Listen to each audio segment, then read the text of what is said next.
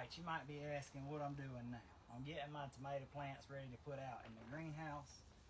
I've got 4 rows in this greenhouse, 2 on this side, 2 on the other side that you can't see. I've got 2 rows of drip tape on each row, because one of the big problems we have in the greenhouse is not being able to get enough water to stuff. It doesn't get the natural rain or anything, so I'm doubling up this year on the amount of water that I'm putting to everything. So I'm doubling up in this greenhouse with 2 rows of drip irrigation in each row.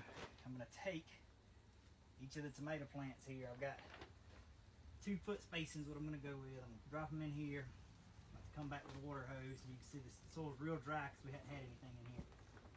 We'll go there, mark out about 2 feet, and then that's where my next plant's going to go. Just have to do it by hand, little by little.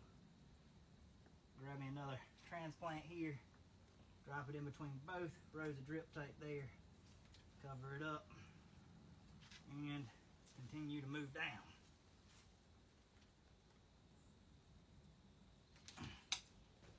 Now I'm planting big beef tomatoes in here. That's the variety that I like for the greenhouse. That's the variety of big red tomatoes that I like best anyway, regardless of greenhouse or outside. But they do especially well and hardy in the greenhouse for me, typically. So that's what I've decided to put in here.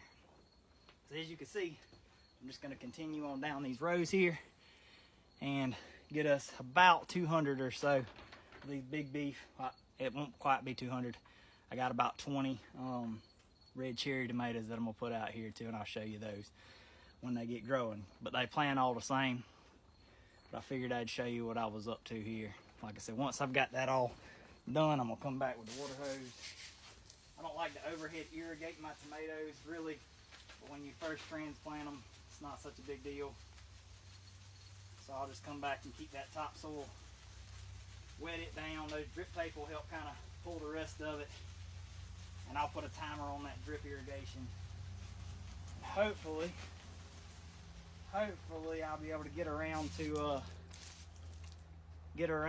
getting this stove in the back of this greenhouse before it drops below 28 degrees, because 28 degrees is our threshold for what the heat holds in this greenhouse before it freezes in this greenhouse. So as long as it's greater than 28 degrees outside, then in here it won't freeze. If it drops down to that 28 degrees, I'm probably gonna lose them. So I need to get the stove in here. I'll get some heat lamps too, just for backup, but that stove is gonna do the majority of the work, and I'll show you that project when I get to it, hopefully during Thanksgiving week. But I appreciate y'all watching.